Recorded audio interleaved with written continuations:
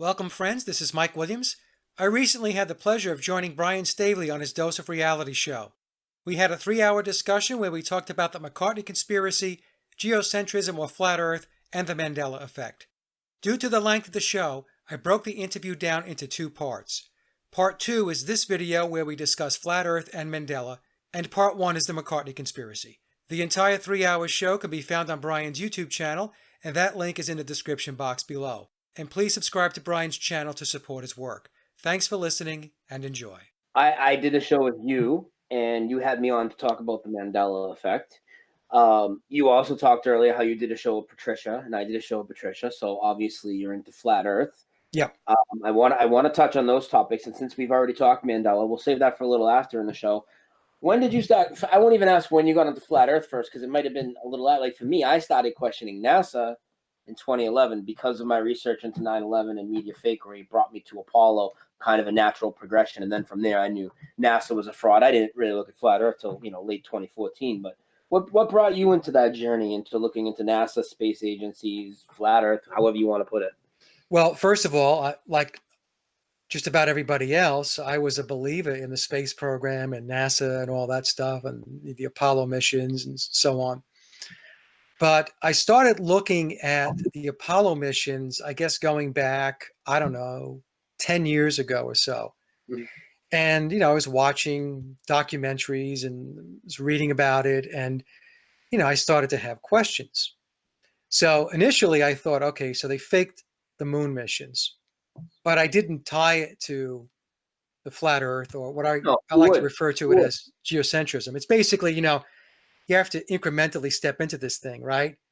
You learn one thing, you research some more, you go to the next step, and then the next step and the next step. I had to go from Apollo, and then I had to go into satellites and the ISS before I started to realize it gets even deeper and deeper, kind of what they were covering up. So what happened to you? How long did Apollo take you? Because Apollo literally took me a weekend, and I'm not bragging. I think it should take anybody a weekend. It didn't take me very long. Once I don't know if it was, I don't know the exact time, but it was a short period of time in which I said, okay, this didn't happen.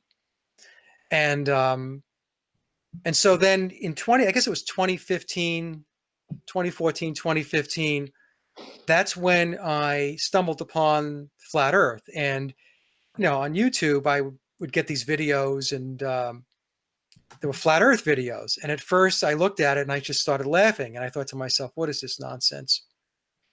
And, but something in a little voice in my head was saying, hey, Mike, just push the play button and take a listen. So I started listening.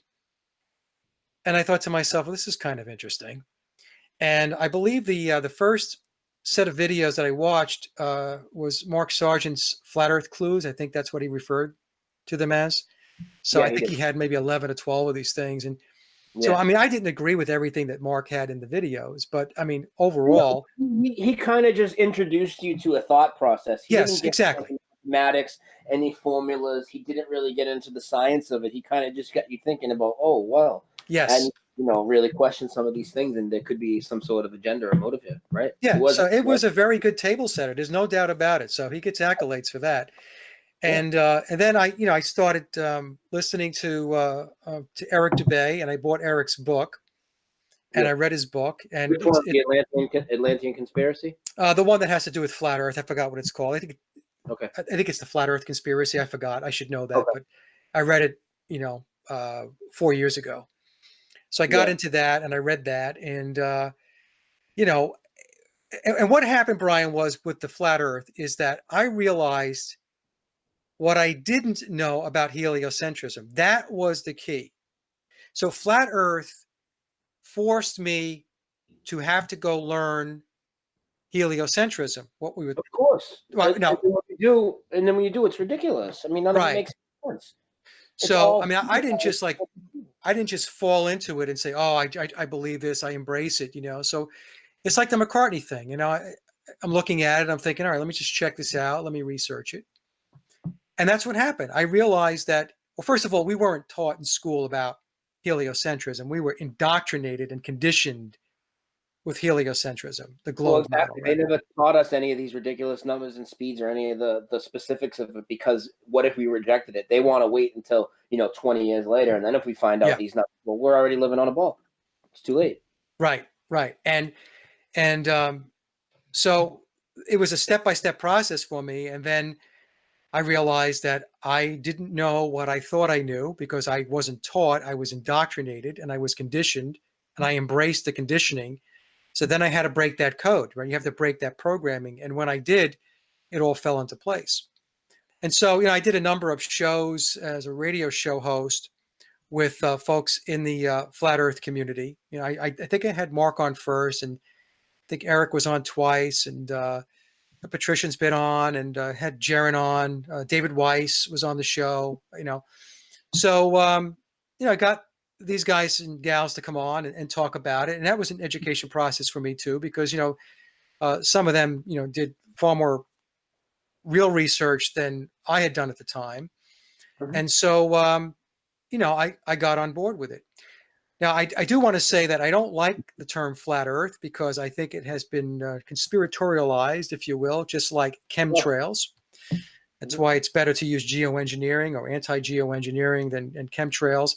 It's what the CIA did with the term conspiracy theorist after the JFK assassination, right? They made it sound like a tinfoil hat term, and I believe that's what's happened with flat Earth, is that it's been turned into a conspiracy theorist tinfoil hat term. So I prefer geocentrism, even though I will fall back and use the term Well, flat Earth. you know Um, what? Not so much flat Earth, but you know why I don't like the term flat earther, and I don't like the label, and generally I don't like any labels because um, people associate you with every theory that most of the people with that belief have. You know what I mean? Like, I just because I'm a flat earther doesn't mean I think the sun's 3,400 miles away. That's not what I'm saying. You know what I yeah, mean? I have my own set of beliefs, but at the same time, like, okay, so people are meant to think that, oh, these flat earth people are the biggest ignorant, science deny, the whole spiel. yeah, I'm already past the point where I even care what those people think. Those people are going to think I'm crazy because of all the stuff I look into. But my problem is the other people that are supposedly truth seekers that are tarnishing the name with all their shill calling and mudslinging. I just have to step back and get away. So I'm just Brian. I'm a researcher. I know the Mandela Effect is real. I know 9/11's a hoax. I know the Earth is stationary and there's no curvature. That's where I'm at in my journey. You know what I mean? yeah, Because there's so much, and all these people, I feel these people that do that, people that aren't just a-holes and do it intentionally or agents or whatever, a lot of these people are just so immature in their journey, and hopefully they'll learn. I remember in my early days of 9/11, I remember in one of my early shows, I did a show about who's a shill in the 9/11 movement. I couldn't imagine doing a show like that. I would never just come out and call people that. right. I mean, these are all people like Jason Burmis and Alex Jones, but there were some other people I probably, went a little far doing that. I would never do that now because I've matured. Yeah, I mean, I subscribe to civil discourse, and it's okay to agree to disagree. We need to behave like adults and conduct ourselves in a mature fashion. I mean, that's how I look at it. I mean, I personally don't care what somebody believes. If you want to believe that the Earth is a big cube, that's what you believe. That's okay, because I look at it this way, Brian. My journey is my journey, Hmm. and my learning is my learning, and that's how I approach it. And I am on board with you. I stepped away from what I refer to as the mainstream flat Earth community because it had become just filled with all kinds of name calling and behavior that I couldn't associate myself with. Now, I think some of my friends in the flat Earth community probably thought that I turned my back on them, and I didn't turn my back. It basically what happened was I had to make a decision that said I cannot link myself to this because I am a serious researcher. And if I get myself attached to all of this nonsense where people are flinging mud and calling each other names and all that stuff, I mean that's not going to do me any good. So I stepped back from it, and also I had gotten into the work of Martin Kenny, the cosmic egg theory, which is takes the flat Earth forward. I mean, so to the main talking points of the mainstream flat Earth community today is it's flat, there's a dome, they're hiding God, right? That's basically the 3-point mantra. That's the elevator speech, right? But when we get into syncretism, the work of Santos Bonacci and Martin Kenny, and we start talking about the cosmic egg theory, that to me was explosive. That blew my mind. And and I had Martin's been on my show a number of times, and he's, in my view, Martin's brilliant for the work that he's done, and also Santos. Because Santos he's really the godfather of syncretism, you know. And so, any case, so that was my evolution, So I kind of evolved from the 2015 position to where I am today, and I just look at it and say, as long as I'm satisfied with where I'm at, with what Yeah. it is that I'm looking at, I'm good. I'm not particularly concerned over what somebody else thinks about what I think. When I do my shows, like you do your shows, right? I do my shows because I'm just putting information out there. I'm just expressing my research, my findings. That's all I'm doing. I'm not trying to convince anybody of anything. If it resonates with you, fine. If it doesn't, that's okay too. There's no skin off my back. I'm just presenting information. Yeah, I won't say I don't try and convince anybody, because I certainly try and convince people of things. But at the same time, I always stress to people that listen to the show have heard me say it over and over. You don't got to believe what I believe, but you're being lied to about these things. So I believe that everybody deserves to know they're being lied to, and Yeah. then where they want to take it from there and go on their own journey, that's fine. And the people that want to completely close themselves off to it, well, I'm starting to lose a lot of motivation to help those people. You can't I mean, you can't help them. You can't help somebody that doesn't want to be helped. You can't help somebody that doesn't have eyes to see and ears to hear. You can't help them. So there's no sense wasting your time on those people. It's much better to invest your time on those that really want to learn, those that really are invested in increasing their level of knowledge and wisdom, and bringing your information to them. That's why, Brian, I only have 16,000 subscribers on my main YouTube channel. I've been in business for 5 years. I mean, that's not a lot of subscribers for somebody who's put out the amount of content that I have. And I don't concern myself over that, because I look at it this way. The subscribers that I do have, they are very loyal, they're smart, and, they're in it. They're in it for the long haul, and they're very supportive. So those are the people that I'm interacting with. Those are the people that I'm presenting to, and talking back and forth with. And that to me is more important than trying to boil the ocean, because if you try to boil the ocean, what's the old saying? A jack of all trades, master of none. I don't want to be in that boat. So getting into flat Earth. So you said you watched Mark Sargent, you watched Eric Dubay. Was it when that stuff was new? So this was the spring of 2015. Is that when you Yeah. started? Yep. So what were the big ones that really got you? Like for me, it was just the whole idea of trying to wrap my head around how airplanes work on this ball, how they fly, how they go around it, and especially how they would land on a north-south runway if the Earth is spinning west to east. What type of pilot would even attempt such a thing? This is the thing that I like to go right at with people.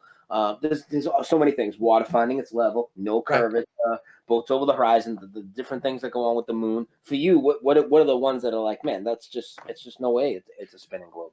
Well, the Earth spinning at 1,000 miles an hour at the equator, for one, right? That was something in the very beginning. I mean, you almost seem kind of dumb, thinking to yourself, well, why didn't I realize this to begin with, right? So we're not spinning, number one, okay? NASA and quote unquote science wants to tell us that the reason, you don't sense the spin is because the atmosphere is also rotating, but that's just a bunch of nonsense. That's just something they throw out there in order to try to explain away something that's ridiculous. The horizon always being at eye level, no matter what altitude you're at. That was a big one for me, Yeah. because I was flying in airplanes a lot. This goes back to when I was, still traveling a lot for business, and I'd be in the airplane. I would take a look out after I discovered the whole flat Earth theory, and I thought to myself, well, I'll be, look at that. It Well, is at eye level. so much of it, bro, it's really what's always gone with our observations, what we've always known.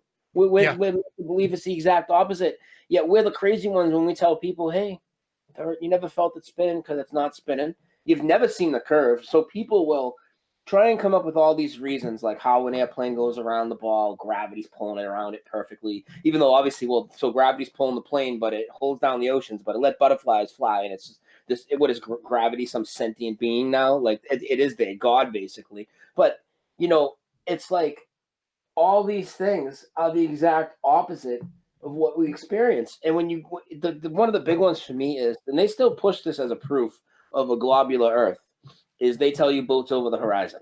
Okay, this one is just, I mean, this is so elementary that I would say any fourth grader should be, or any 4-year-old should figure it out. But a 4-year-old probably already knows the Earth is flat and stationary because they haven't got hit with the indoctrination so much yet. But they tell you that a boat, and they still tell you this, science will use this as a proof. So you got to remember, if I present this to you right now, and you say, yeah, that's absolute bollocks, Brian, that's bullshit. Well, then you have to know that they're lying to you. Why are they lying to you to prove a globe if there really is a globe? So they tell you as the boat goes out over the horizon, for people that don't know, and there are, some of my Mandela people in here that might not even know the argument. So the boat goes out over the horizon and it disappears bottom first because it's going over the curve. So you see the top till the end until it's totally out over the curve. That's what they tell you. All you literally have to do, and I feel like a moron for never trying this. I mean, all you have to do is pull out a zoom and zoom in, and you bring the boat back. Right. Now, you got to ask yourself, do you think you have a magic camera or magic binoculars, whatever your zoom device is, that lifts boats up over the curve of the Earth? Or is it possible that the boat was just at the limits of your eyes, of your vision, the perspective at the limit of the point of convergence? Right. And now you're magnifying that and you're bringing it back. And that's exactly what you're doing. It's so obvious because, again, if you're zooming in and bringing it back, it didn't go over a curve. I mean, that's it. And then if there is a curve, and people want to talk about bendy light, bendy water, I know a lot of concavists talk about this, all sorts of people try to come up with all these ideas that absolutely have no scientific foundation. But then if there is a curve, and let's just say you're right, people, let's say gravity can bend planes around the curve, whatever you want to believe, why are they faking the curve? Because they fake it. Mythbusters, Red Bull jump, over and over, they fake it. Right. And we can prove that they fake it. So if it's real, why do they fake it? That's it. Yeah. Yeah. The other thing that it's related to this, Brian, what you're saying that got me was the spherical trigonometry, so 8 inches for every mile squared, right? That was a big one for me. Right. So we have, if it's 8 inches after a mile, if it's 2 inches, it's, I think it's 3 feet. If it's 3 miles away, it's then 6 feet, 4 miles. If something's 4 miles away, it is 11 feet, of curvature.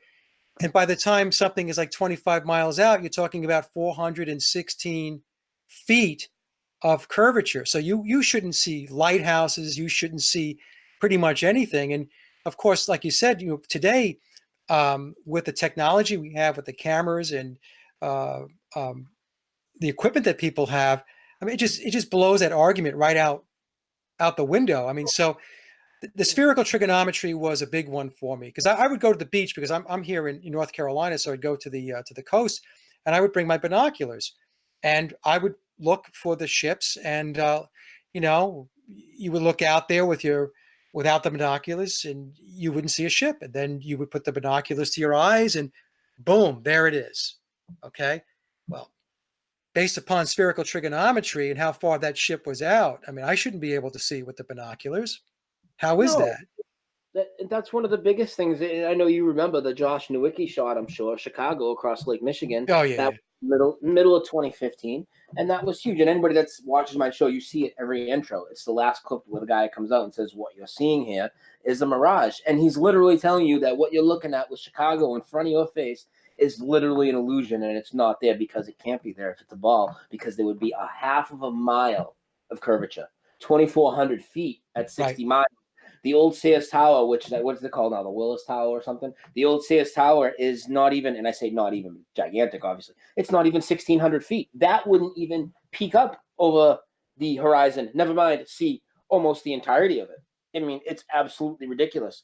And I don't know, that's just huge. And it frustrates me that people will just, again, you will have blind faith in these people that manipulate you. Yeah, and I get a lot of upset too, because people in my other communities, they'll recognize that like we're in this manipulated matrix reality, but they don't want to identify the people that are manipulating them. I mean, these people, the high priests of science, NASA, these people are clearly the enemy. Then they're not the only enemy. There's so many branches to this tree, Right. like media and everything. But they're a huge face of it. And like these people, Joe Rogan, Neil deGrasse, it's not a stretch to say they literally are working to enslave humanity. I mean, that's like the ultimate shill right there. I mean, that's just as bad as it gets, right? Yeah, I mean, they're working to keep you in dumbed down mode, to keep you in the deception, and and people are deceived because they give up their authority. The only authority you really should have is you. You're an authority, and you should have control over your own life, your own mind, your physical environment. Yet people hand it over, and so when they have the so-called scientists come forth and they say this is the way it is, people just accept it. They just embrace it. The capacity for most people to critically think and free think, Brian, is woefully missing in the equation. They'll accept that these people are geniuses without even listening to the words that come out of their mouth. I mean, listen to Elon Musk talk. Do you think that guy's more intelligent than you or me? Absolutely not, in my opinion. I'm not saying I'm a genius, Elon Musk is an actor, right? He's somebody, he's another front, he's a veneer, and they pump him up. The whole SpaceX thing is a bunch of nonsense. I mean, you watch that footage and to think that this rocket's coming down and it's going to land vertically on a platform. Two of them, they sound like buddies. They fucking don't even blow the fucking dirt or sand around. Never mind, leave a fucking crater in the ground. They literally laugh at us, bro. They SpaceX, same as NASA. All this, people think it's private. They get $5 billion from the government. SpaceX puts a fucking red convertible with a dummy in it. Tells you it's on the way to Mars. As crazy as that is, and they even tell you it's just stock. It's a road car with no modifications. They just threw it up there. It's going to Mars, dude, and it's going to go meet up with Johnny Five, who's up there taking selfies until he allegedly died recently. But maybe he'll get brought back to life like Kirk Douglas. But that's the revelation of method, Brian, right? So just think about what you just said. So what they did was they said, look, we're going to put a car into space and we're going to send it to Mars. The premise at face value is absolutely ridiculous. And for anybody to not at least question that, you've got to be kidding me. Do you really believe a car was put into space and it's headed toward Mars? They do. I know, Brian. That's why we're in big trouble. I told my mother, and Mom, if you're listening, because she does listen to a lot of my shows, my mother said to me, because after that car, I called her, and I said, so did you watch the SpaceX thing? Yeah. I said, well, what did you think of that, of the convertible in space on the way to Mars? She said, well, to me, it looked like it was like photoshopped or something. But I asked whatever her friend's name, I asked John over here, and no, he told me it was real. So I'm like, so in your heart that it was fake, but just because this guy that's your friend, you're submitting to his authority now. It's just some guy. I mean, go with what your senses tell you. I mean, I don't know how your senses could ever accept that. One of my favorite ones to bring up is because they literally put these stories out, Mike, every day almost. Yeah. I did a show like 4 months ago. Me and Paul did a show where they had done the Frosty the Snowman looking thing out by Pluto, the ice thing. China lands on the Mars, potatoes on Mars, cotton on Mars, all in the same week. These would be stories that should be groundbreaking, once in a lifetime generations. And they just get brushed off. People don't even realize that they're accepting all of this, because no matter how ridiculous it is, it's ridiculous, cotton on the moon, there's still the moon, the earth's round, fucking, that's all it is. It just keeps reinforcing it. People believe, they want to laugh at me and say, oh, you're crazy, you're just a stupid flat earther. Dude, we research things deep and we have discernment, and you think you have discernment and you want to tell me that there's 2 satellites out past Pluto 10 billion miles out or however far it is, and they've been out there for 40 years sending back images on the imaginary intergalactic Wi-Fi that was around before we even had internet down here. I mean, I don't know how much absurd. Mike, we could do this all day. We could talk about the lunar lander. We could talk about the ISS. I mean, it's the ISS. It's just full of CGI glitches and augmented reality wire harnesses. It's a fucking joke, man, and people love it. Yeah, yeah, and the Mars rover is another one, right? That finally died after I guess its 2D batteries ran out. But the problem, Brian, is that people, they have a romance with space. It's romantic, you know. They're told about other worlds and other civilizations, and we're going to travel, and there's aliens and spaceships and all of this stuff, and people are just enamored with this. And they've been indoctrinated with shows like Star Trek and Star Wars and all of the sci-fi stuff that's it's been around for a very long time, and so they love it. They love it.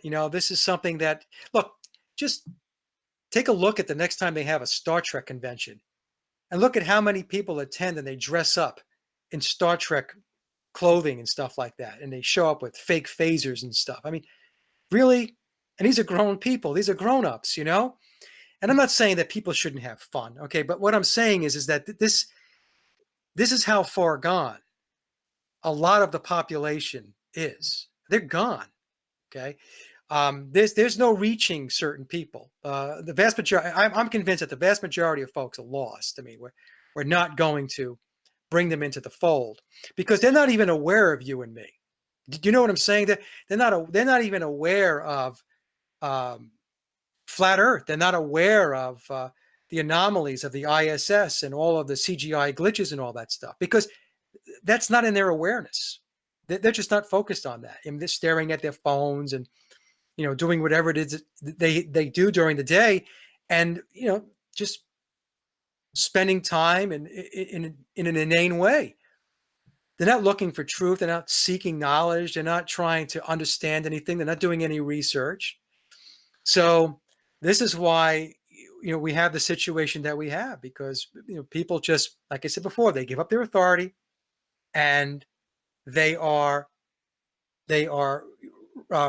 romanced by the narrative that's put out there, especially with NASA and space. I mean, who doesn't want to believe we didn't go to the moon? I mean, people are like, oh, we went to the moon. Isn't that unbelievable? What an accomplishment. Man's greatest achievement. We went to the moon. People are not going to give that up. They want to believe that. They want to believe it. It gives them something to live for. Yeah, absolutely. What about with the Beatles? Any flat Earth messages in their songs? I know some people have talked about that. What's your opinion on that? No, nothing there. The only I had to delete some comments and block some comments. Going back to what we were saying before, where people just cannot behave themselves, and they can't stay within context of the show. So when Patricia interviewed me, and I think Patricia's listening to the show, so hi, Patricia. When she interviewed me about part 2 of Paul is Dead conspiracy, had nothing to do with flat Earth. Okay, nothing to do with flat Earth. Getting these comments coming in, and people are making flat Earth comments or trying to bash either Patricia or myself, or being geocentrists and stuff like that. And I guess I'm just saying that another illustration of how people just cannot keep themselves contained. They can't behave themselves. So my point being is that's the only flat Earth stuff that I've received that has to do with the Beatles or Paul McCartney, is people typing in out of context comments on my YouTube channel, which I wound up having to either delete or block that person. What about song changes, Mandela Effect? You noticed any Beatles? No, nope. I can't say I have, and I would think that I would, because I have been listening to their music for so long, that if there were any changes in the music, I would pick up on it. But I have to say that no, I'm unaware of any Mandela affected Beatles songs. All right. Well, we have a very large split audience. I mean, a lot of my people are Mandela Effect people, a lot of flat Earth, a lot of mixed. Why don't you tell people real quick what your Mandela Effect awakening was? Like, what first made you know that there was something going on where, let's not call it Mandela Effect for this conversation, where your reality was shifting. Things in the past weren't what they definitely were in your memory, for sure. Well, just stepping back from when I was a kid, I had a lot of paranormal experiences. I'll just start with that. I won't get into great detail, but that's when I knew that reality was very different from what I was being told. So I had a lot of experiences like that. Now, the Mandela effect, I became aware of it before the Mandela effect even took off, and it was really something that a lot of people were doing work on. So, a good friend of mine who's been on my show, he's a great writer. He does a lot of incredible esoteric research, Jack Hart. So, Jack sent me a link going back a number of years ago, and all he said was, "Michael, read this link." That's all he said. So I went in and I took a look at it, and it was an article about how some people remember a different reality than other people. And the examples that they used in this article were Kirk Douglas, Helen Thomas, and I think it was Richard Chamberlain. So in the article, it was on the internet, it said that some people remember Kirk Douglas dying. So I'm reading this, Brian, and I'm thinking, what? Yeah, he's dead. I remember him dying. I remember watching his service on television. It was out in LA. I remember his son, Michael Douglas, coming out of the service. He was very emotional, having lost his father. So I was like kind of shaking my head, and I thought, this is absolutely crazy. So then it goes to the next person. It says, and some people remember Helen Thomas dying, and she was the lead White House correspondent, the old lady that, used to sit in the front row and harass the presidents. And the article said that, she's still alive. And that was another one that threw me, because I remember very clearly reading about Helen Thomas dying. She was front page news. It was either the New York Post or the Daily News. I was working in New York. And then they mentioned Richard Chamberlain. And, I remember Richard Chamberlain dying. So what I did was, the first thing I did was I went and I Googled Kirk Douglas, thinking, oh, this is a no-brainer. It's going to show that he died in the 1990s. And so I go in and I couldn't find it. Everything was saying that Kirk Douglas is, 95 or 96 years old at the time. He died at almost 100 years old, I think, right? I forgot. He lived a long time, a second time. He lived a long time. Yeah.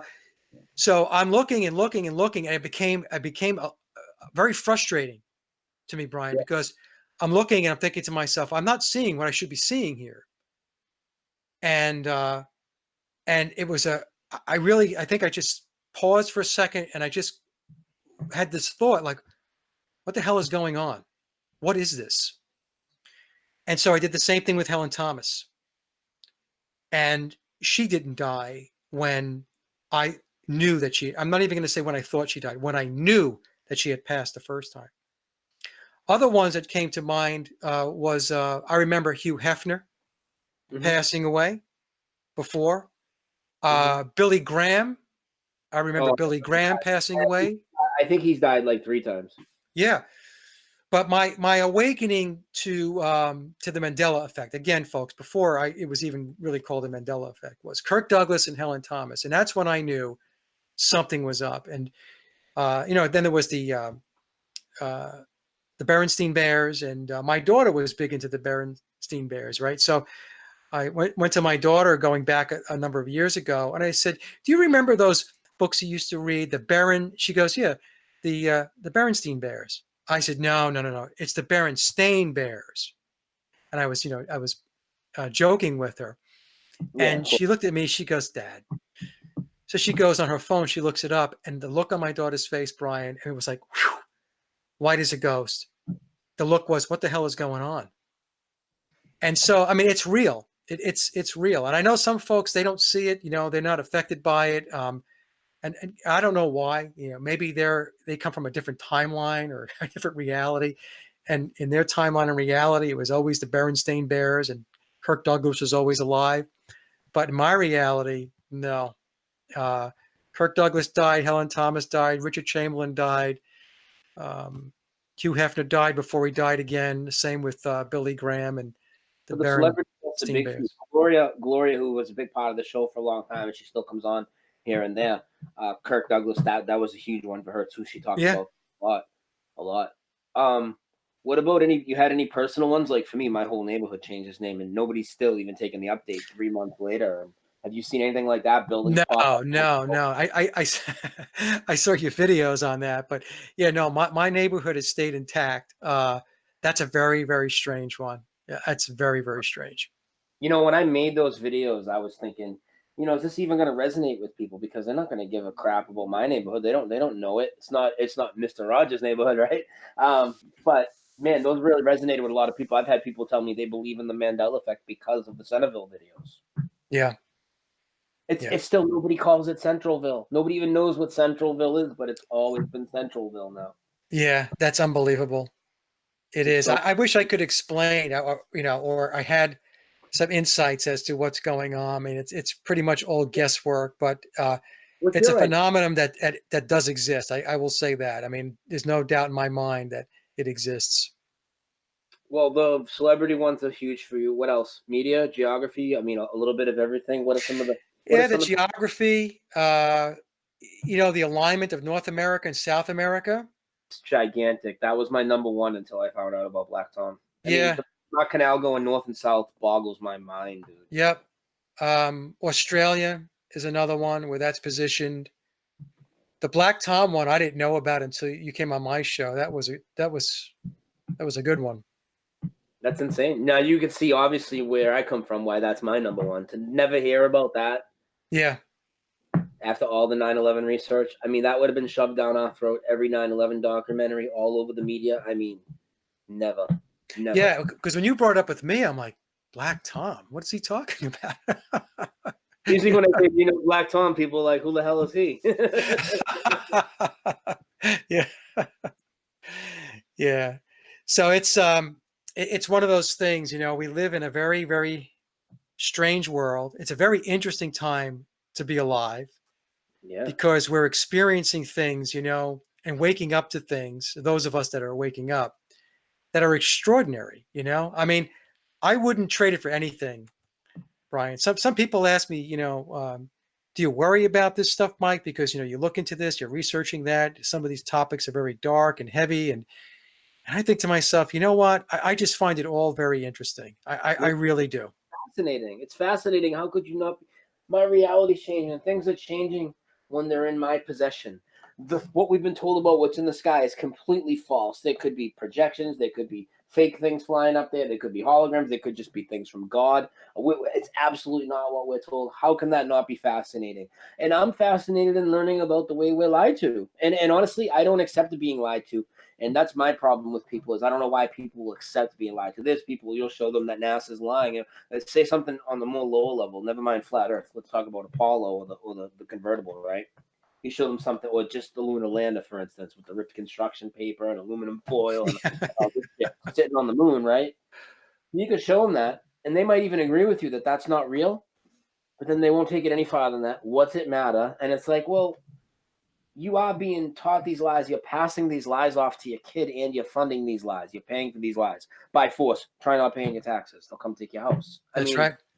so and I don't believe that this is about money. It's about control, holding down our spirituality. I mean, that's what it's really almost always about. All these agendas are holding us back from our spirituality and that spiritual side. But a lot of people aren't going to see that in the beginning. So I start them off with the money part, because maybe to them, money is what matters. You start them off with that. And then if they're like, well, money doesn't matter, then we'll take it to the next level. You know what I mean?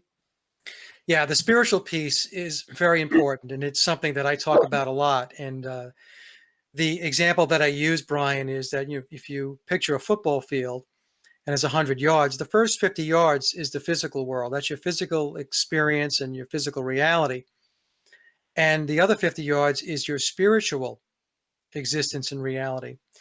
And you're supposed to work both sides of those fields, not one. And so it's very important to understand your spiritual connectedness, your spiritual essence, your soul, your it's the whole reason why you're here having this experience. So when you don't do that and you invest yourself and you're only playing on the first 50 yards of the football field, you're actually sub-optimizing your life big time. And but you can't get a lot of people to grab onto that. I think that that's something that comes to people. That's just an awareness. That's an awakening that takes place.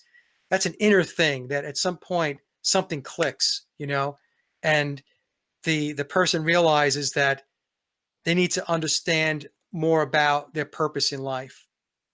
You know, in my work that I do, I work with a lot of people, and that and it has to do with spiritual work. And they'll come to me and they will say that they feel like they're missing something. They feel like there's a void.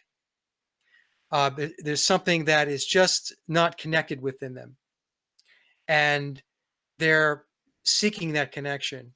So that's how I think they fall into the spiritual piece of it. It's very difficult to do a show to convince people about it because people have different belief systems as far as spirituality goes. Religion, in particular, gets in the way because religion, as we know it, is a control mechanism. It was given to the masses in order to contain and manage spirituality.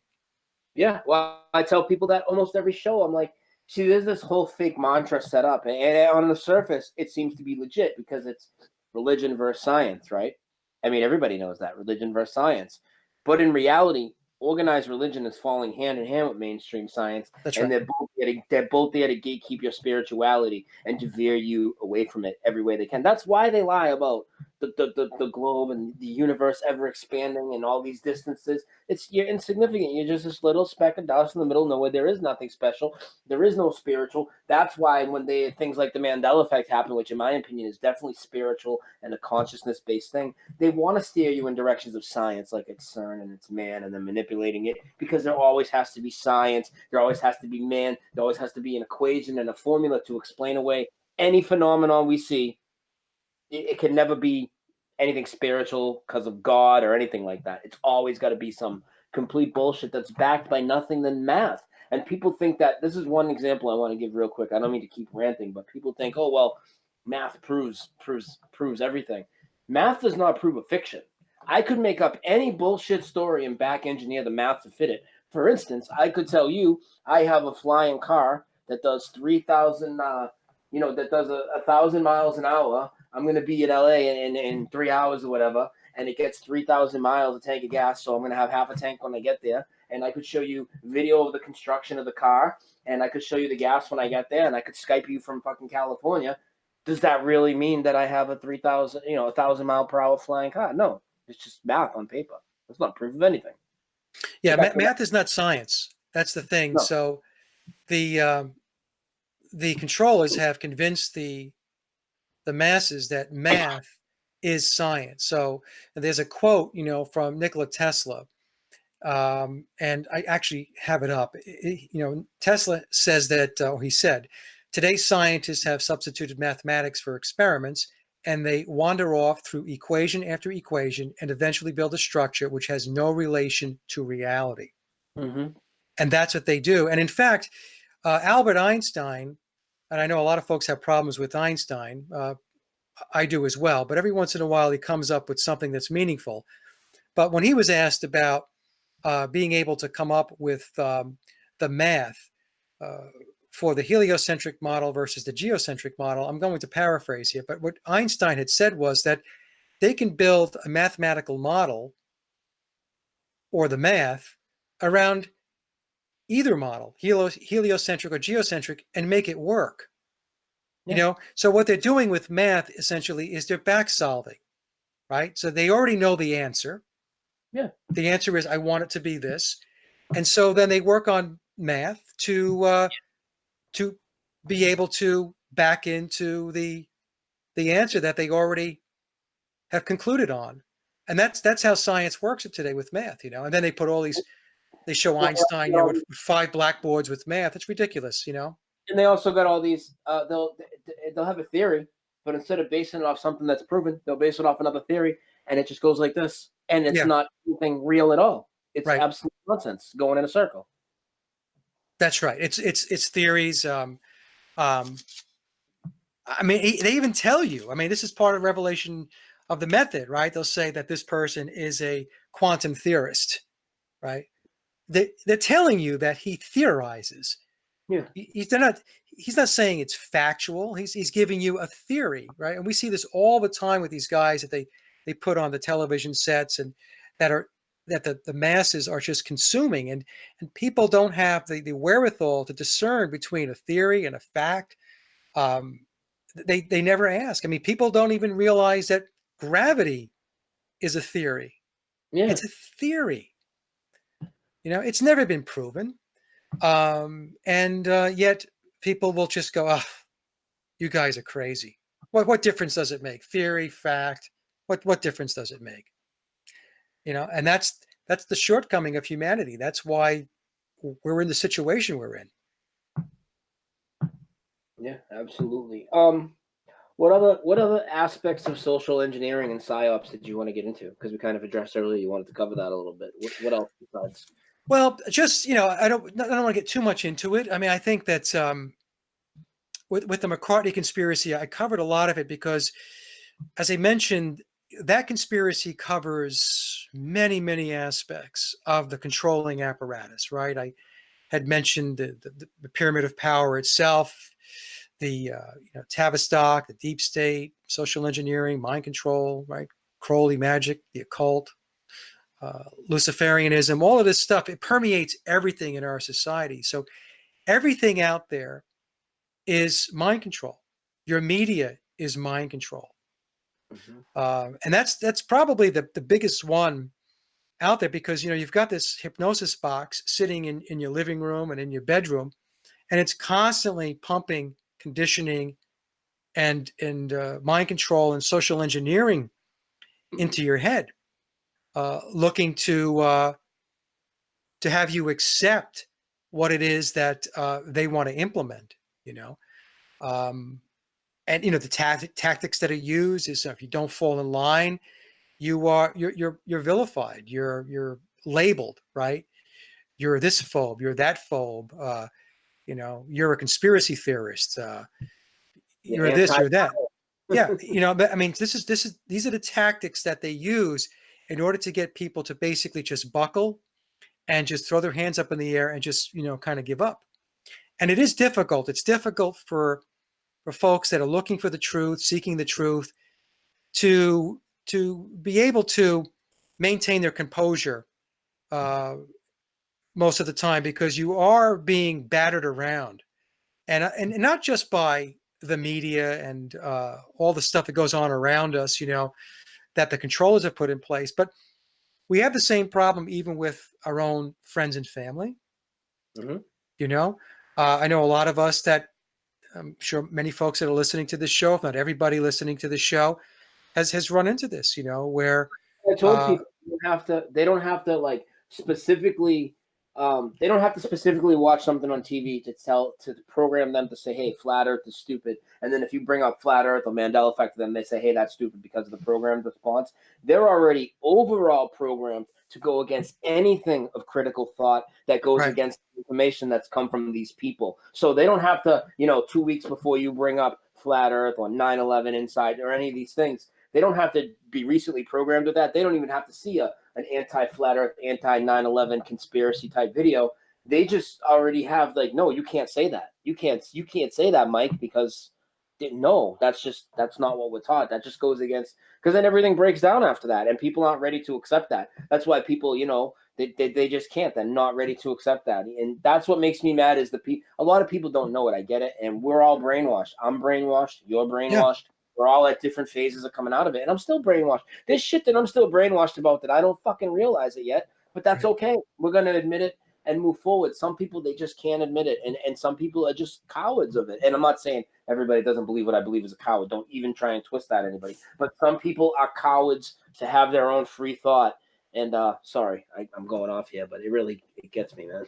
No, they have the ability to free think, and they don't. They abdicate their responsibility to use their God-given gift of intellect and reasoning. I mean, I had a situation today. A person that I know.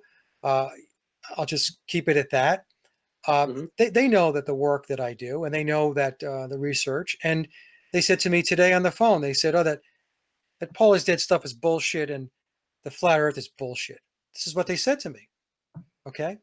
Now there was a time when I would have lit up with somebody, telling me that, right? Meaning, I would have went into debate mode, toe to toe, And what I've learned, Brian, with those types of responses from people is that I just step back and I just let them flow in their unknowing, just exist in that level of knowledge that you have. I mean, there's nothing I can do to help you. I mean, you have to, like I said before, if you want to understand things, you have to want to understand.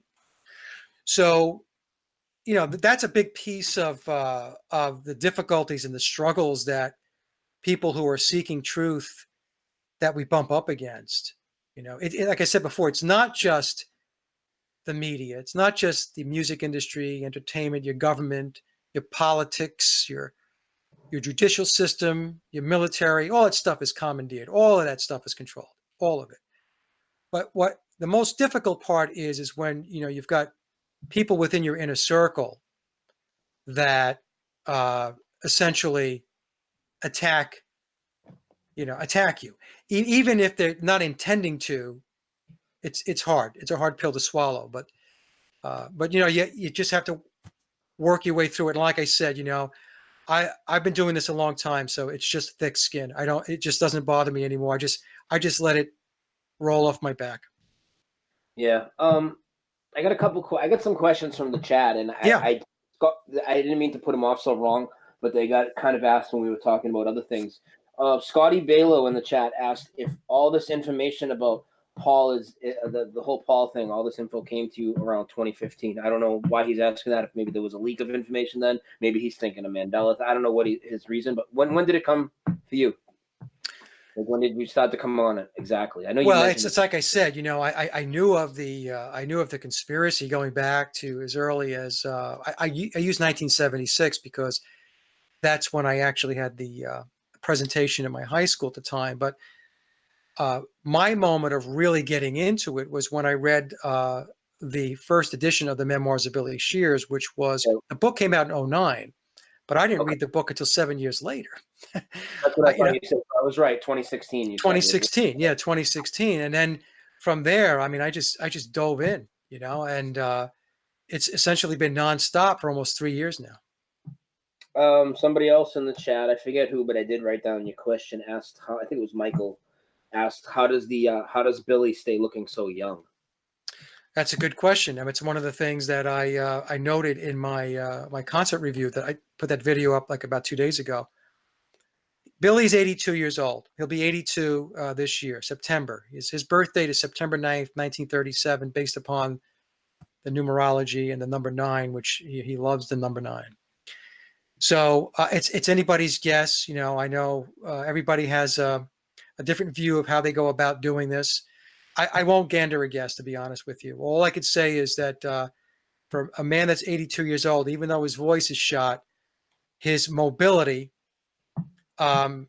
is extremely good. I mean, I have parents who are about a year or two older than Bill, and there's no way they can compete with how he's able to move.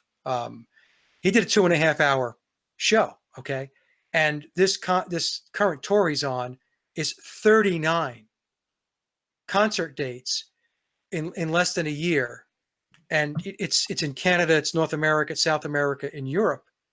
So I don't know. Your guess, whoever asked the question, is as good as my guess. I don't know, so I'm not going to just throw something out there. Obviously, something's going on which is keeping him youthful, and maybe it's yoga. Yeah, I doubt that for some reason. Oh, I almost forgot to ask you, and I asked you before we were talking. So, what are your opinion on all these other celebrity death hoaxes, legit rabbit trails? What's your opinion? Do you research other ones? Any other ones? Are there any other? What about Michael Jackson, Tupac? Any of this? Is that all nonsense? What's your opinion? It's hard to say, Brian. I think that we have a combination of stuff. This is the thing. Sure. One of the things I've learned with the McCartney conspiracy is that it's not black and white. So it's intentionally created to be extremely complex and convoluted. So I think we do have a mix of, clearly there are celebrities, artists, musicians, entertainers that die. Okay, so not everybody is a fake death. I don't subscribe to that at all. Mm-hmm. And then I believe that we situations where it's possible that the deaths were faked. So I think it's a mix of all of the above. And the reason is to be able to keep us constantly in a state of flux and to keep us off balance. Because let's just face it, if they went with just one method, people die, right? It makes it a lot easier to be able to, to peel back the onion and to take a look at things and figure it out. So if they say, no, it's not going to be one way of doing it, we're going to have like 25 ways of putting this out there and presenting it to you. And let's see you go figure out 25 ways in which this thing works. See if you can go figure that dynamic out. So that's what I think they do. It's purposely created so it's very complicated and very convoluted. Do I even need to ask what you think of these psyops known as mass shootings? Do we even need to get into that, or we could talk about it? I mean, as long as we don't get banned here. One of the things I won't do is I won't say that somebody hasn't died. I won't say that. Okay. The reason why I won't say that, and people say, Mike, how could you say that people died? It's obvious at this, this event here, nobody died and so on. I say, look, first of all, number one, you weren't there. Number two is that they send your kids off to war. Okay. People die in war. So to think that they would not kill somebody or take lives is a false premise. I just don't believe it. Now, that being said, many of these events, these staged events, I do not believe that people die. Okay, so I do believe that, but I'm not going to say that there aren't events where people don't die. So you're in the same boat as my co-host Paul. He believes, obviously the obvious ones that we know in the last few years, those are fake, but there are false flags that you believe in, where people do get hurt or die. Yeah, I mean, we had Gladio for 20 years in Europe. They blew up trains, they blew up buildings. I mean, they killed people with Gladio. I mean, those weren't actors. Gladio was real. It finally came out that NATO was behind the Gladio initiative, the Gladio Black Ops projects, and so so they do engage in killing people. So again, it goes back to what I was saying before. They have multiple methods, multiple ways of presenting whatever it is they're putting in front of us. Whatever it is they want us to consume. They have many different vehicles and many different presentations to put before us in order to keep us off balance and to keep us guessing. And with the complete control of the media and the school system, I mean, it's so easy to make us to believe any narrative they want. I mean, look at the crazy stories that we've enforced upon all these years. I mean, and they can make you believe anything, and it doesn't even take them long. It's not even hard. Yeah, no, I mean they control the narrative completely. And there was a situation, I think it was down in Florida, I think it was, I'm trying to remember, where there was a truther that and I forgot the guy's name, okay, but he wound up confronting somebody, and I think it was at a church, and long story short is that he wound up getting picked up by the feds and locked up. And so, you got to be really careful if you're in this business, trying to get into the truth and you're going to be an activist. You have to be very, very careful, because even if you're right, they can come get you and you can talk till you're blue in the face about what you believe went down or the facts that you have, if they want to hurt you, if they want to bring you down and take you down, lock you up, they're going to come do that. So you have to be very, very careful about the degree in which you pursue certain aspects of these events. In fact, I did a show on, I guess, about a year and a half ago, and we talked about this particular guy. And yeah, it's true. He wound up. Feds picked him up. I don't know what his disposition is today, but last I left off, which was several months ago, maybe I guess maybe 8-9 months ago. I'm taking a guess here. It still wasn't good. It was not good news for him. He was going to do time, is what I was told. Wow. Right. How about this? It's been 2.5. Can you give me another half hour? We'll Go ahead. Yeah, I'll make a coffee. We'll come back and open up the phones. Maybe some people want to call in. absolutely. All right, so we'll play a quick song, guys. But while we're on the quick break, do me a favor. Go to the show notes right below the video. Mike's website is there where all his links are. His main YouTube channel link is also there. I put that in before I put his website, so they're both there. And Mike, they can find everything they need off of your links to your website, right? All your My channels. hub website, sageofquay.com. Everything's there.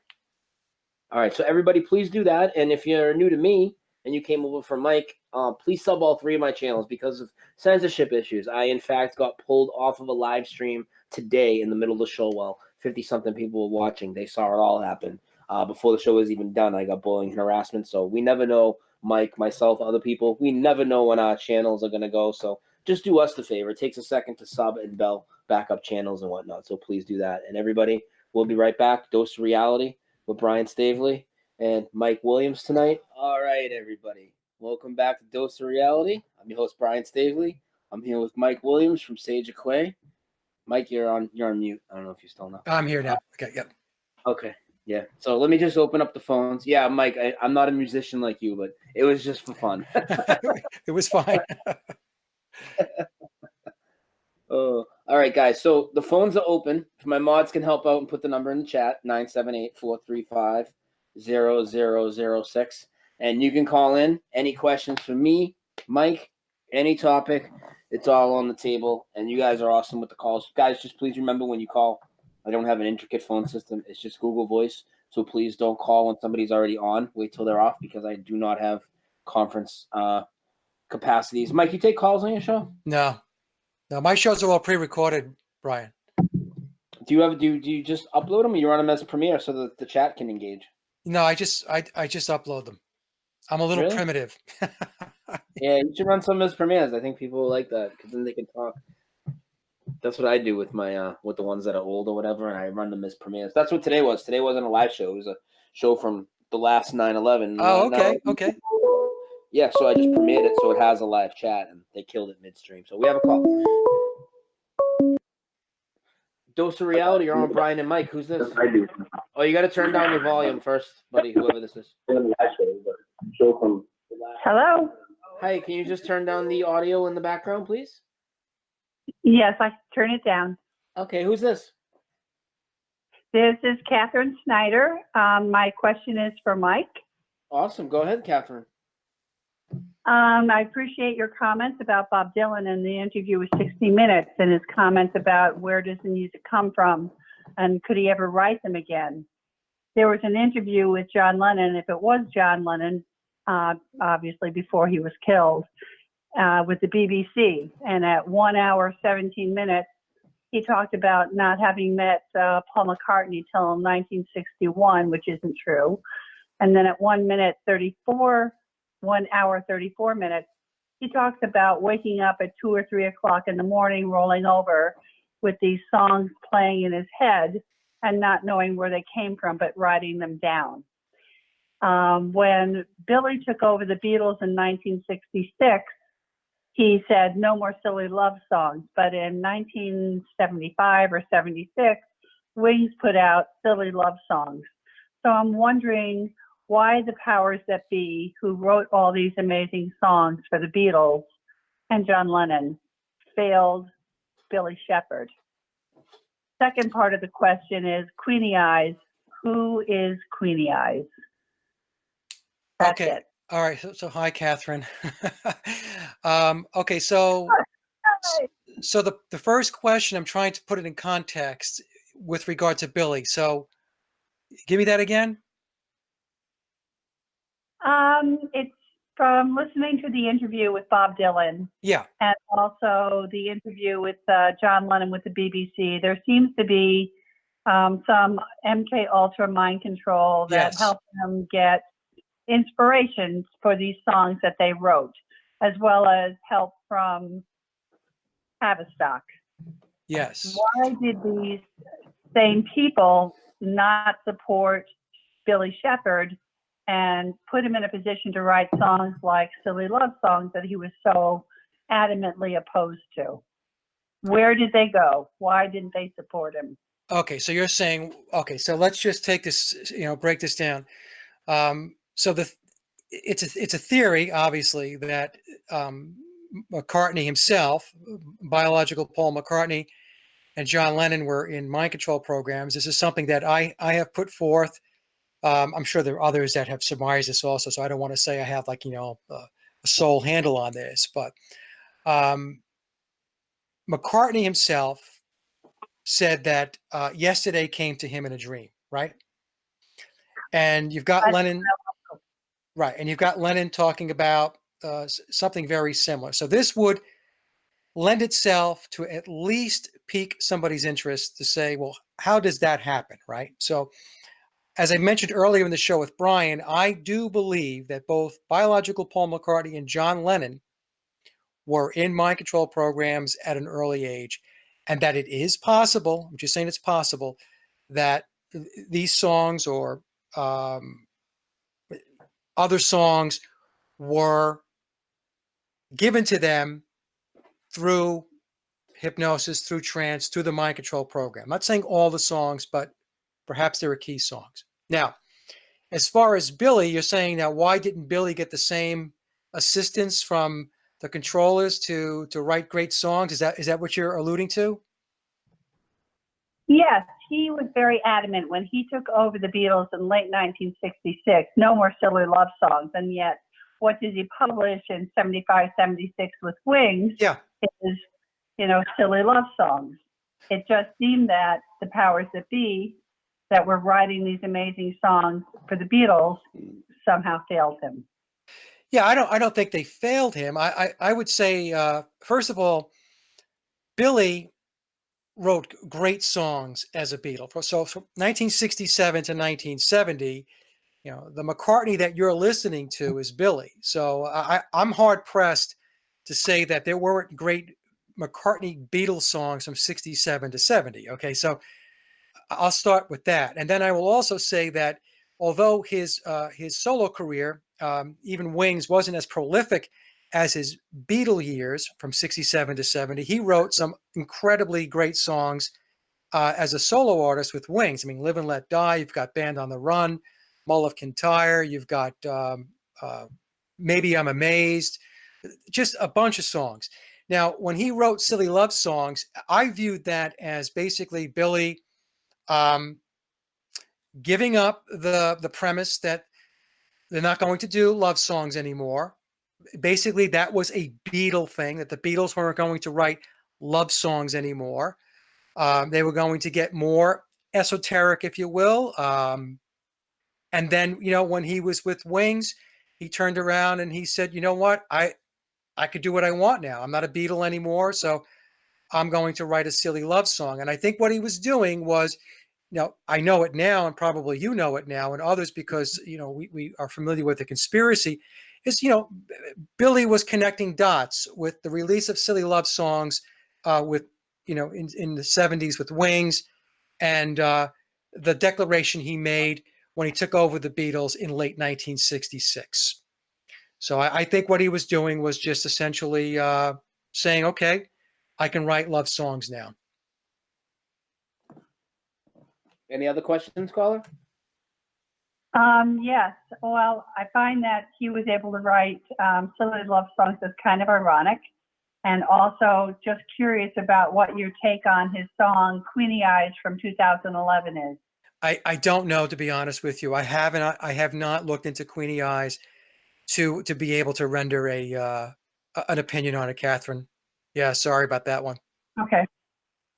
All right. Thank you, No, it's a Catherine. pretty interesting song. The lyrics are, it's like he's talking about the upper echelons of Illuminati Yeah. and who's really in control of what's going on. All right. So I'll take a closer look at that. Very- Yeah. As you can imagine, I get a tremendous amount of stuff that crosses my email and my plate on any given day on this stuff. So I have a lot of stuff in the queue, and sometimes I just can't get to everything, but I'll definitely take a look at it. Yeah, they had Meryl Streep in the room, Johnny Depp, and God knows who else in there. But I would be very interested on your take on that song, the lyrics, and the video. All right. Well, I'll take a look at it. I'll take a look at it tomorrow, and I'll catch up with you tomorrow. All right. All right. Thank you, Thank Catherine. you. Bye-bye, Catherine. Okay. Bye-bye. Bye-bye. Mike, is that a subscriber of yours that you recognize, or is that just a random person that called in right now? No, that's actually a friend of mine on Facebook. Okay, because I saw you crack a smile when she said her name. Yeah. Catherine's a good person. Yeah, good people. Yeah, awesome call. So again, guys, the phone is open, 978-435-0006. And any questions you have for me or Mike, or any comments, any topic. Yeah, Flat Earth Life in the chat. 978-435-0006. If you'd like to call in, because it gets crazy when people start stepping on each other, tell my mods you want to call, and one of my mods will organize the list and tell who's first, who's second. Dose of Reality. You're on with Brian and Mike. Who's this tonight? Hey, it's flatter.life. That's my handle. Hey, I just wanted to say I'm just a huge fan of both of you guys. Mike Williams, I've been listening to you since day one. You just you're such a solid guy. Brian, same thing. I got turned on to you from I think it was Ab over at Fakeologist. Yeah. Yeah. So I've been into you for about a year, but I mean, I guess I don't. The only thing I want to say is, if myself and all the other truthers out there didn't have guys like you to come home to and pop on YouTube, I just don't know what we'd do. I mean, we'd all go crazy. Thanks so much for what you guys do. If we didn't have guys like you with the feedback and the calls, and they had to listen to us, we wouldn't have the motivation to do what we do. So right on. I like to hear that. Yeah. Well, you guys have a good evening. I just wanted to say hi and tell you that. Keep doing what you're doing, and we're all with you here. All right, thank you. Thank you for the kind words. Thanks, guys. We'll see you now. Bye. Bye-bye. Yeah, and that's always good to hear. I didn't even realize, like, before I started making my own videos, how important it was to receive positive comments. Like, when I receive positive comments or emails and feedback, it really it really means a lot, because we take a lot of shit, honestly. Most of the time we're taking shit rather than getting praise. So if people want to come on and say, hey, you're doing a great job, we'll take it, man. Absolutely. It's nice to hear. Yeah. So anybody else? 978-435-0006. He said with you since the beginning. You said that was about 10 years ago, Mike. So right around the time for me, maybe a year earlier, 2009, maybe for you. Or I started the blog back in 2011, so that's 8 years old. The YouTube channel is the beginning, I think, 2014. So the YouTube channel and the interviews are 5 years old. Yeah. The blog is older. I'm basically addicted to this YouTube thing now. It's bad. I'm doing shows at hours of the night when I should be sleeping because I got to work in the morning, and it's like I'm doing a 4-hour show now pretty much every other day. Yeah, you put a lot of content out. I'm amazed, I just got a lot to say. I'm just happy people like it and they listen. So yeah, Well, I think this channel is kind of unique to some other ones. I mean, a lot of them, they don't talk about a lot of different topics in one. You know what I mean? And I'm always trying to connect the dots, as is Paul, and there's so much to talk about. And again, how we like to come on YouTube, and you have your certain channels you like to follow. Well, sometimes you're waiting around for a good video to go live or whatever. Well, if you research all these topics, you never run out of options of people to hang out with, because you're in different communities. I'm with my Mandela friends today. Last night I'm in Patricia's chat. I was in Glow Buses on Sunday, or this person on this day, and it's just like there's so many, Yeah.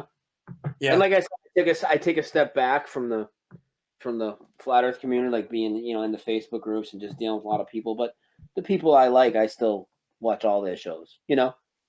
Like No, I I do. do too. I mean, I have my favorite You know, channels and that I subscribe to, and a lot of that stuff winds up on the blog in the morning. So I do the blog virtually every day. It's like 8 to 10 posts. So yeah, so I have my favorite YouTubers out there, and there's some really smart people out there, very creative, very funny people too, that I enjoy listening to. But you need a vacation, Brian.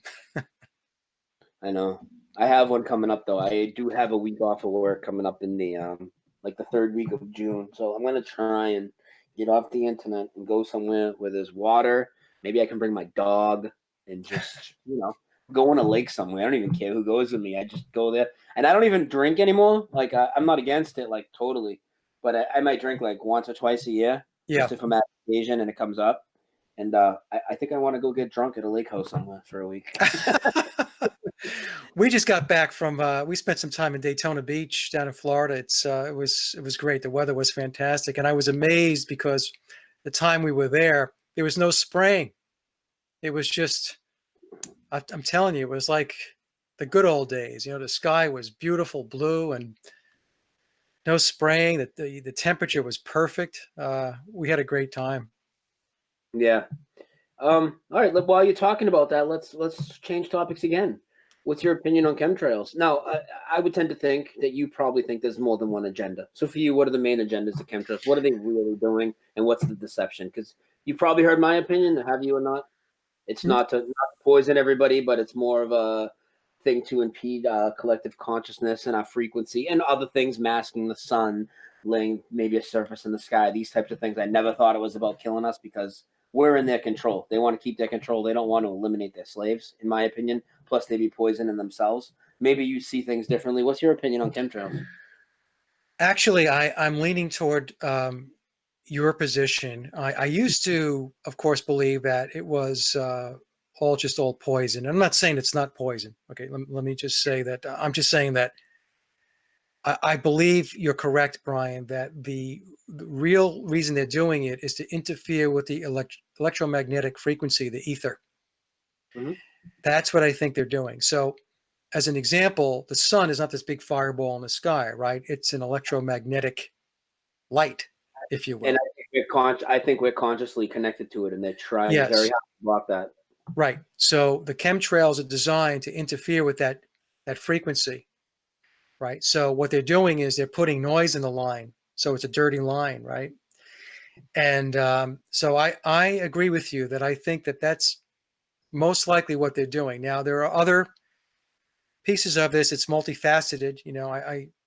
I do believe also that it serves a purpose militarily, most likely for communications and stuff like that, because in what aspect? To block other people's communications or to enhance theirs somehow? To enhance theirs, I believe. The atmosphere now is charged, right? So technologies that they have, like HARP types of technologies and stuff like that, I believe utilize these particulates in the sky that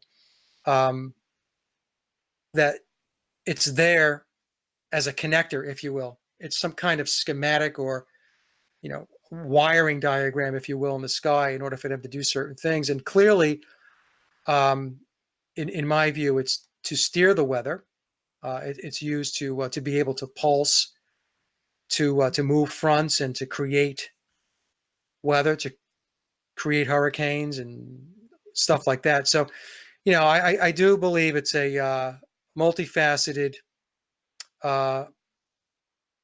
approach they have with the sky. But I am leaning toward the primary purpose is to interfere with the electromagnetic frequencies that are so key to us in the ether and with the sun and the sun's connection to us. Yeah, that's exactly what I think it is. And again, I know that they don't really quote unquote care about us. And sure, if people get sick as an afterthought of it, or because they're going to push through their main agenda and say whatever they need to block our collective consciousness or interfere with it, whatever metals, whatever they're spraying in the air, if a side effect is we get sick from it, then so be it. But I don't think their main agenda is to poison us. If they wanted to mass poison people, right? Let's just say they wanted to wipe people out. It'd make so much more sense to do it through the water supply. Then the elite could just drink their own water rather than walk around gas masks. Yeah. And the thing is, when they talk about vaccines and stuff like that. They can easily put the vaccines into the aerosols, right? So that's another way that they can mass inoculate people. Yeah, of course. And we get a call. So hang on 1 second. Dose of Reality. You're on with Brian and Mike. Who are we talking to? Hey, it's Christian calling. Hey, Christian, what's going on? You got a question, a comment for me or Mike, or what's up?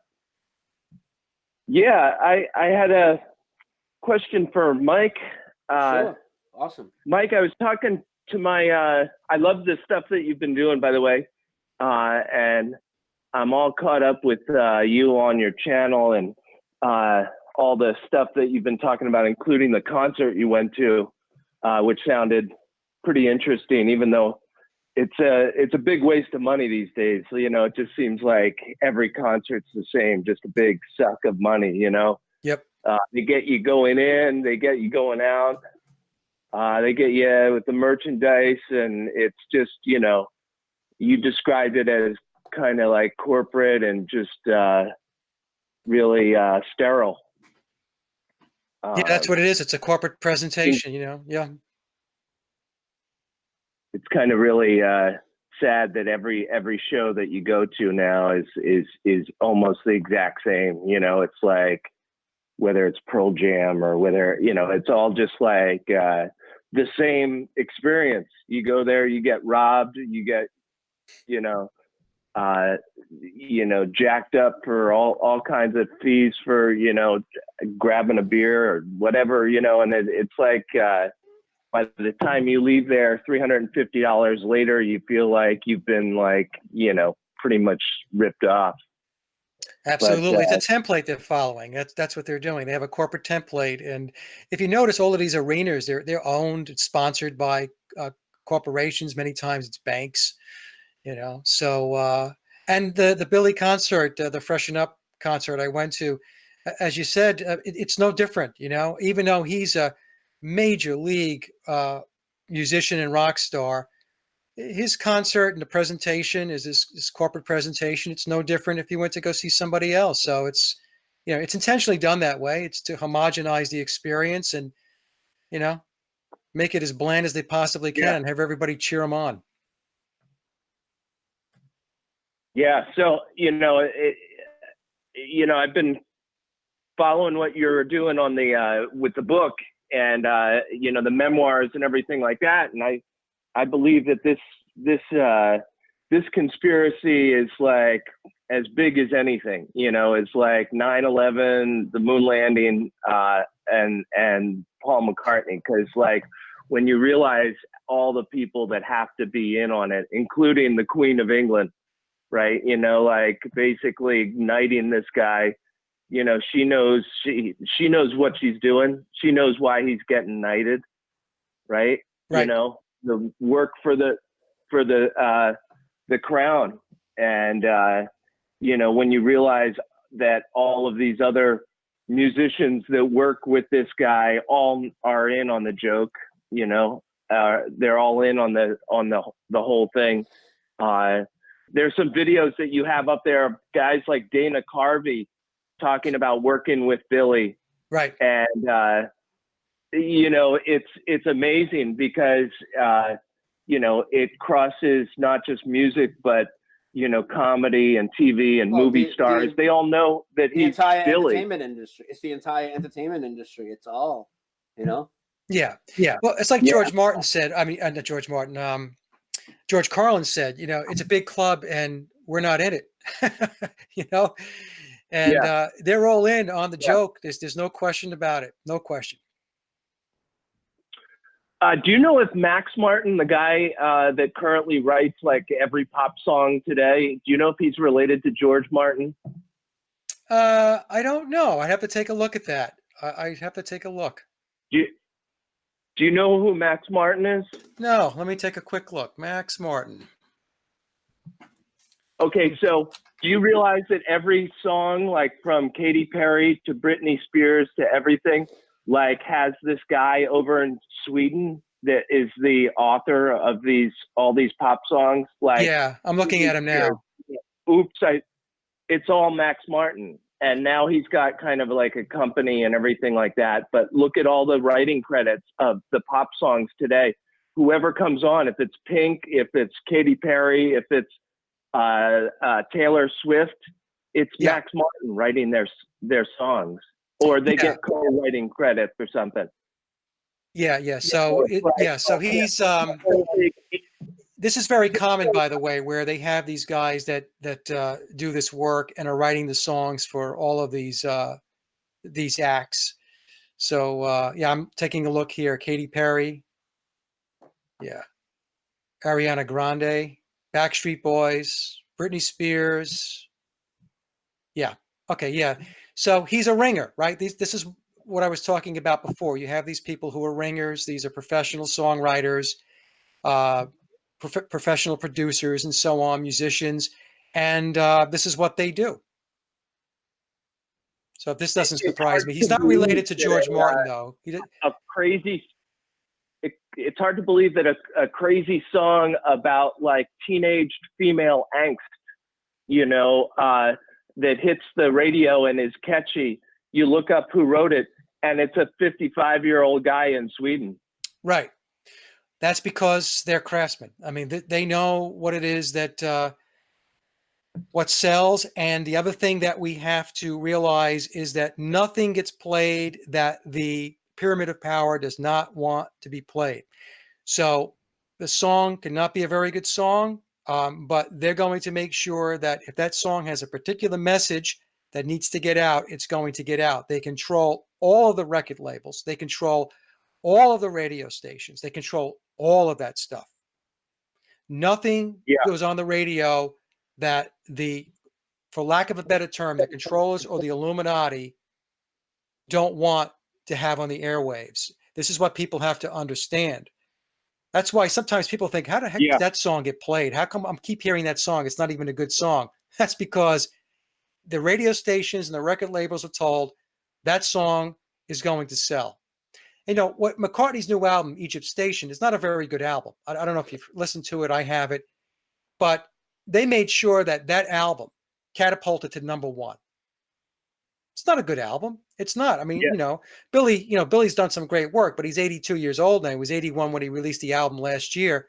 But it was a setup, right? It's orchestrated to ensure that it goes where it needs to go in order to push the agenda forward. And that's what these guys, like this Max Martin, his real name is Carl Martin Sandburg. This is what they do for a living. Yeah. And it's interesting to look at the formula that happened with the Beatles, where, they start out singing bubblegum pop songs, and then all of a sudden they're into dark stuff, or they're into the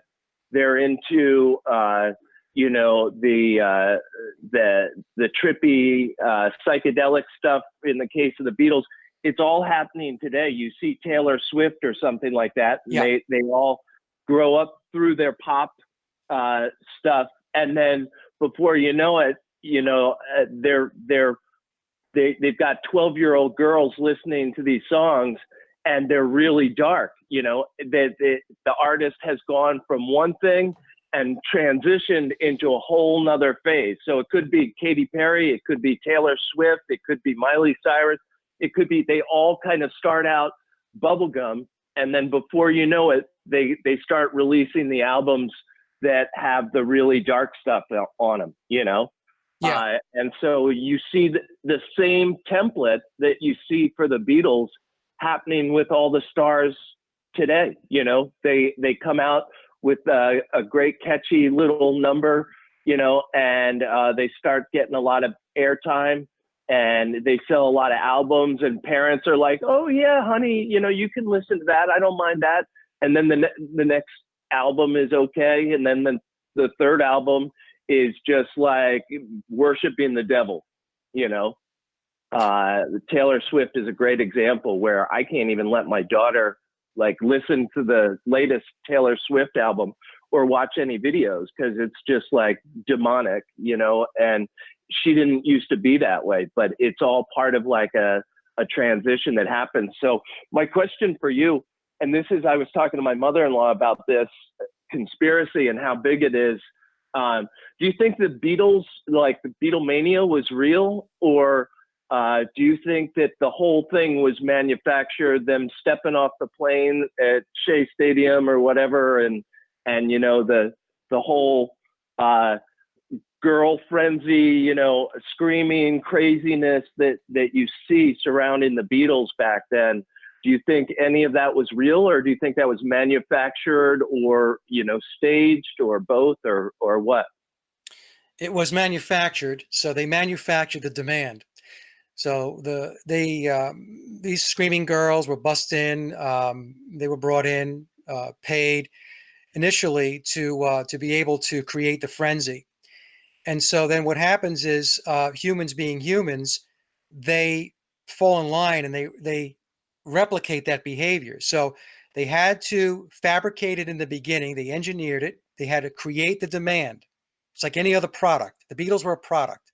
They had to create the demand Right. for the product, right? And so once it caught on, once Beatlemania, the frenzy, you know, caught on, they no longer had to bring people in, pay people.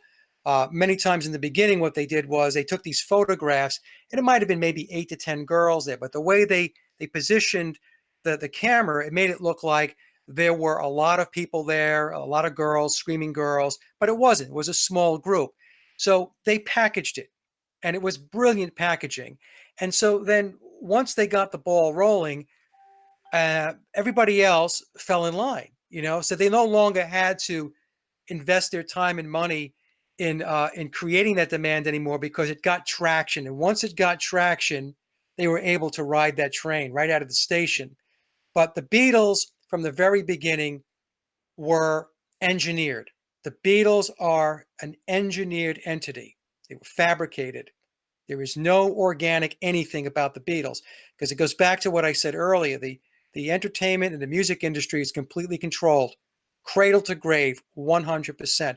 Nobody attains the level of success that the Beatles attained if they are not in the not managed and brought along by the controllers. Nobody even attains 10% of that success. Right. That's what I'm saying. Nobody. So the reason why I'm using this example is the Beatles reached extraordinary levels of fame and fortune. And to think that the controllers would allow anything, anyone to slip under their radar to achieve that level of success, and then wake up and say, oh, we've got to get control of this. That did not happen. That does not happen. Okay. Yeah. And if you're successful in this business, in the music business, you're successful because you're doing what you're told. You're playing by their rules. You're in the club. All these guys walking around with MBEs, OBEs, CBEs, knighthoods. Take a look at them all. I mean, it's Yeah. right. So they're all in the club, and if you're in the club, then what you're doing is you are pushing the controller's agenda forward. It's an agenda of Luciferianism. That's what the agenda Right. is, and that has been in effect for a long time. But it really got kickstarted back in 1962. That's when the Illuminati declared war on Christianity. And if there's any Christian listeners out there, I'm sure I don't have to convince you that your religion has been under attack for a very long time. We see the same thing with Islam. So they were attacking the Abrahamic religions. I would even make a case that even Judaism is on the bullseye. But the point again is that nobody gets any success, any level of material success, unless they're sanctioned and they're sponsored by the controllers. Yeah. So Billy got into a competition over the song rights with Michael Jackson, and he ended up losing, and Michael Jackson ended up with all the Beatles song rights. Do you think that was an actual thing that was happening, or did Michael obviously knew that he was talking with Billy, right, and not Paul McCartney, because those two guys are at the level of success and they work together? So Michael had to know that it was Billy that he was working with, right? Yeah. I mean, it's no question in my mind that Michael Jackson, Stevie Wonder, all these people that worked with him, they know he's not Paul McCartney. They know he's Billy Shears or Billy Shepherd. And yes, that was a battle for the rights, the publishing rights to the Beatles songs. And when Michael Jackson left the scene, Billy then engaged in a lawsuit with Sony. And what Billy was looking for, what I was told, and I was told by somebody who is deep inside the industry that this is what happened. Billy was looking for a piece of the action from the publisher for the Beatles songs because he wasn't picking up any royalties for songs that he didn't write. So for the songs that were written by, let's say, Biological Paul or credited to Biological Paul prior to 1967, Billy wasn't picking up any dinero for that. He wasn't getting paid for that. He wasn't picking up any royalties. So that, he would play these songs in concert. He'd play a few token songs because he had to, because he's playing the part of Paul McCartney. But I was told what happened was he engaged Sony and said, look, you give me a piece of your action for the Beatles songs that I don't pick up royalties on, and it's a win-win because I'll play them in concert. You make money, Sony, you make money. I make money. Everything's cool. Everything's good. So again, what I was told that was the deal that was brokered. That was what the lawsuit with Sony was all about, if it was really even a lawsuit. Billy was looking for a piece of the publishing rights for songs that he didn't write, and he got it. Yeah, interesting. And to bring it full circle, Brian, do you know of any Beatles songs that have been Mandela affected? Well, Because that's why I asked Mike earlier, because there's a lot of videos that people have put out claiming that a lot of them have changed. It's just before my time, and I was never into the Beatles, so I just don't know. I can't verify any of them. That's why I asked Mike, do you have any specific examples? And maybe we could run them by Mike real quick and see what he thinks, and then I'm going to let another caller call in because it's coming on 20 minutes. But an awesome call. But you have any specific ones that you could ask him? No, I don't know of any Beatles Mandela effects, actually. I don't either. What about the John Lennon video, Mike, where the Imagine video? He used to always wear white. Now he wears all black with like these designs on his jacket. I have to be shown that video. You're talking about the one where he's in at the Dakota? When he's in the house and he's at the piano, he's got all white on with the white piano. Now he's all black. Well, if that's the case, then that's clearly a Mandela effect. So send it to me, Brian. I haven't seen that one. Black too, right? Yeah, I think the piano's black. Yeah, I think it is. Yeah, he played a white piano. Yeah, send that to me. Let me take a look at it. I'll play it on the air right now, but I'll play it muted for copyright reasons. This shit never ends. Oh no, wait till I can't believe you haven't seen this. Wait till you see this. Yeah. It's crazy, right? Yeah. He was always all white on that, but yeah. You're gonna play it. You're gonna play it now. Yeah, I'm gonna play it now, but Christian, I'm gonna let you go just because like somebody else can call. Okay. Yeah, no problem, man. You guys, thank you guys both so much for what you're doing and everything.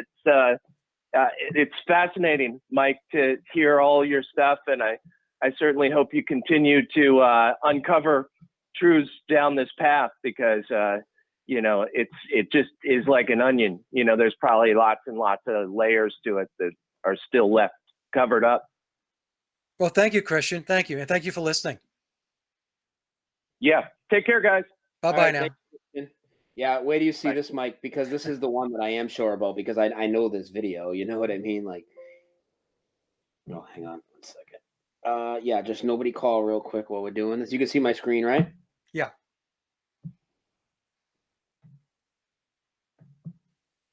Look at his suit. Where do you see him at the piano? All black, dude. Look at that. Now he's black at the white piano. Look at his outfit. He's got like stars and planets or something on it. Look at this.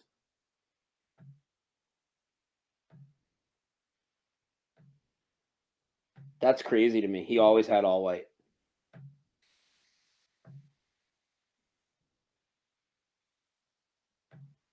Well, the piano's white. Yeah, but his suit's black now. He had a white suit on before. Okay. You look perplexed. You look perplexed right Well, now. I'm watching because the white piano's there. It's that obviously it's not black, and I'm just trying to remember this particular clip because there's another clip with him at the piano, and I'm just trying to discern which one I'm looking at here. So I have to take another look at it. Maybe not the best time to do it here, but I do remember him in this black outfit, though. Do you? Okay. Yeah, Cool. I do. Cool. All right, cool. Everybody else, I'll open the phones for maybe one more call, and then we'll probably wrap it up. Is that cool, Mike? Take one more call? Yeah, absolutely. All right, so anybody who wants to call in, 978-435-0006, and you can give us a call. Limitless Channel says, so Pat and Brian thinks it's good to read satanic. I don't no idea what you're talking about, man. Seems like a ridiculous comment, honestly. I don't know. Yeah, anybody, 978-435-00. Oh, Deborah, what happened to the broadcast earlier? The broadcast earlier, I got hit with a community strike while it was still live before it was even done. They pulled it with 50-something people live in the chat, gave me harassment and bullying again as usual. And now, I got a warning on every channel on all three, and I have also a strike on the third channel, Dose Reality Show one. So no more 9/11 uploads here for right now. I'll space them out over backup channels if I have. Hey, Brian, there's one comment I want to make. So that you said that one comment somebody made, and you thought maybe it was nonsense. I think I might know what it is that they might be alluding to. So, look, I have said that because of the work I've done on the McCartney conspiracy, that I'm researching, Luciferianism, Crowley, and so on. And when I was on the show with Patricia, and I actually think I mentioned this with Mark Devlin, I said the reason why I'm looking into this is because this is the ideology, this is the philosophy of the people that control. And if you don't understand their dogma, if you don't understand their philosophy, if you don't understand their belief systems, if you don't understand how it is they run things, you are at a severe disadvantage. So my take has been, and maybe this is what they're alluding to, is that I am going to research that stuff, and I am currently doing that. Yeah. Because I do want to understand.